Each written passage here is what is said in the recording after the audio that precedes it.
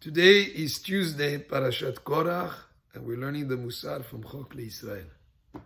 Klala shel Chochma shetika. The rule of wisdom is silence. When a person who's very wise, you'll see him that not speak so much as somebody who's just very loose with his words. Mila besela shtikuta bitren. If a word is worth sela, let's say $1, then silence is worth 2. כשאני מדבר, אני מתחרט. וכשאיני מדבר, איני מתחרט. When I speak, I could regret it. But if I do not speak, I do not regret it. Sometimes a person is tempted to say certain things that he regrets afterwards. The best thing would be to refrain. If you don't say those things, you won't regret it. עד שלא דיברתי, אני שליט ומושל על דבריי. Before I speak, I rule and control my words. אבל כשיצא דבר מפי, but once the words have left my mouth, אז הדבר מושל בי, then they rule over me. How often people say things and then they regret it afterwards. If they had sort of put the brakes, they would have not regretted it because they wouldn't have said whatever they should have said. So he speaks here about the self-control in terms of what a person should say and not say. ונתן, new subject, ונתן לך רחמים וריחמך, המרחם על הבריות מן השמיים ירחמו עליו. And it says here, show your compassion and be compassionate with you. Be compassionate with you. Hashem will be compassionate. Whoever is compassionate towards others will receive compassion from heaven. The way that you relate to others will be reflected in the way you're related to from heaven. So the more you're compassionate with others, the more Hashem will be compassionate with you. אם אין אדם מרחם, מה בינו לבין בהמה שאינה מקפדת וחוששת בצער חברתה? If a person does not act with compassion, with mercy, what difference is there between him and an animal that does not care or perceive the suffering of other animals, of its fellow animals? So we are different from animals in that we have the quality that we are able to have compassion for others.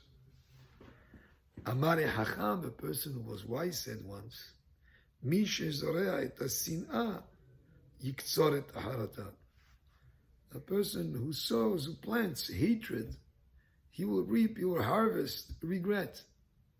The more hatred, the more regret will be later. Ahrit ktata harata. The end of quarreling is regret. You quarrel with someone, you have a conflict, you have discord, then you'll regret it afterwards. Hamten me'at velo titharet. Wait a bit before you act, and you'll not have a reason to regret.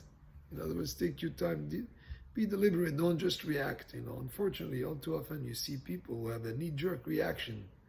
They respond very fast without thinking of what they're saying or what will be the result of their actions. So if you wait a bit, if you have patience to certain cases, sleep over it until the next day, not to respond immediately, mull over what is be the right way to react to whatever situation it is, then you will not regret it. Okay, it continues here. Frivolity, joking around and being sort of like frivolous, it removes fear from Hashem, it removes reverence. And it's 1 degree removed from erva, which means promiscuity. So, person continues on the same subject. Whoever behaves in a frivolous way, נופל בגיהינום ואינו זוכה להגביל פני שכינה.